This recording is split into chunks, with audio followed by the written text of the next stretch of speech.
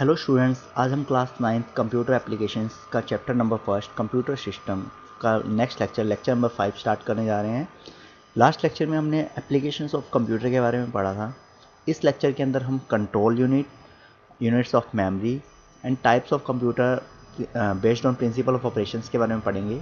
तो सबसे पहले हम स्टार्ट करें कंट्रोल यूनिट।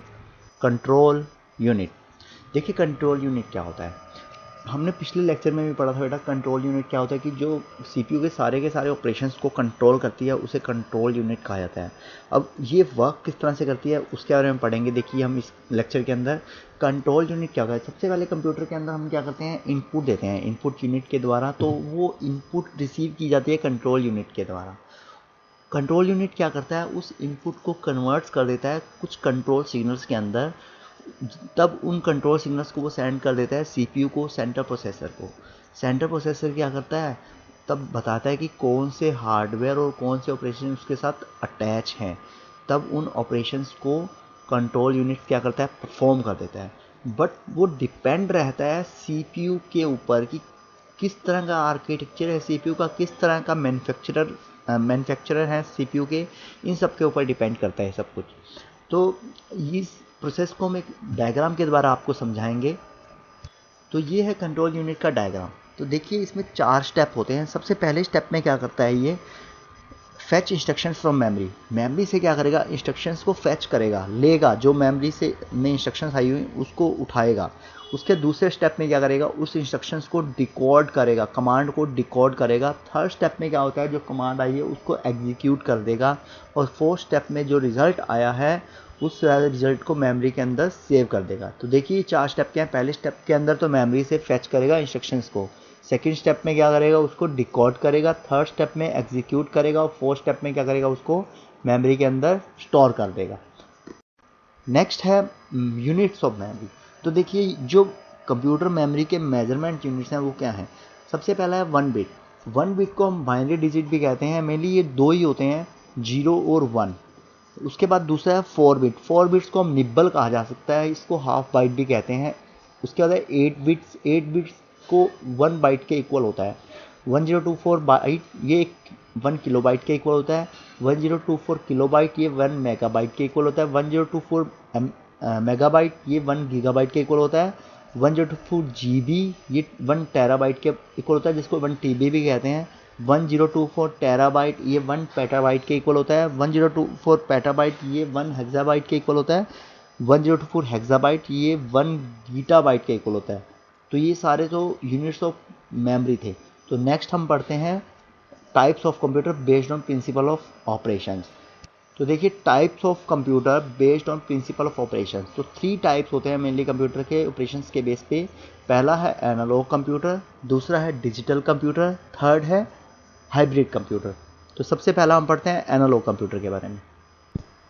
एनालॉग कंप्यूटर, देखिए एनालॉग कंप्यूटर क्या होता है। Analogue computer is a computing device that works on continuous range of values. कह रहे कि एनालॉग कंप्यूटर एक ऐसा कंप्यूटिंग डिवाइस होता है जो हमेशा कॉन्टिन्यूस रेंज ऑफ वैल्यूज पे वर्क करता है। मतलब क्या हुआ इसका, कि ऐसी वैल्यू जो कॉन्टिन्यूसली चेंज होती रहती हैं, जो कांस्टेंट नहीं रहती, उनके ऊपर एनालॉग कंप्यूटर वर्क करता है।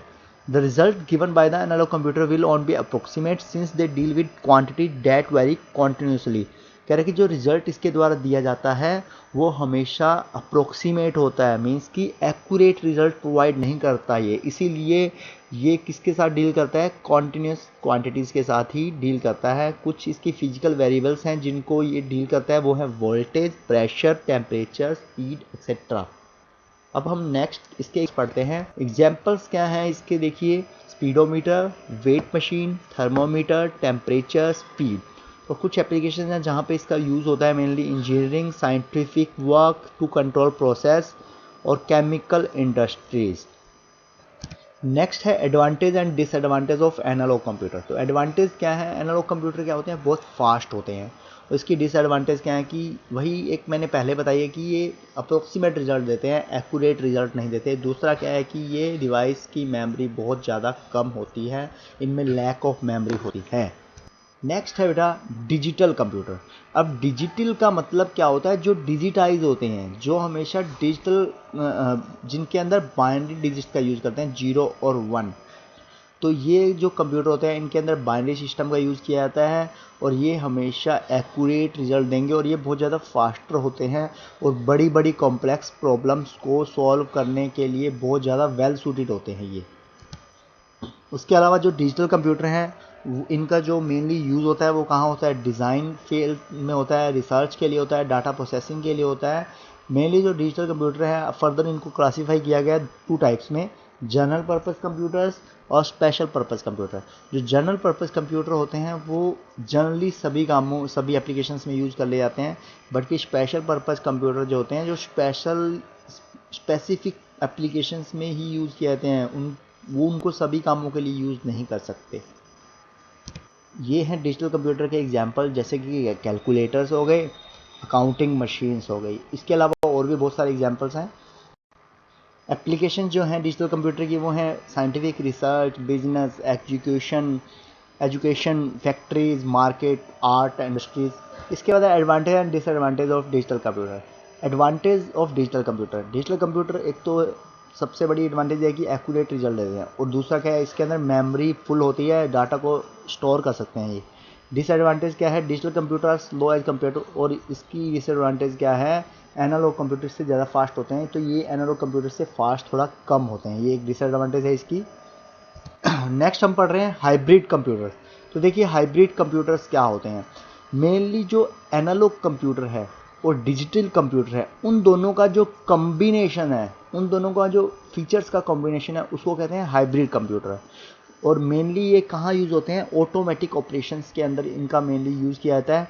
आज के दिनों में एनालॉग टू डिजिटल और डिजिटल टू एनालॉग कन्वर्टर्स आ गए हैं जो डाटा को ट्रांसफॉर्म कर देते हैं उसी फॉर्म के अंदर जिस फॉर्म में हमने यूज़ करना है उसको।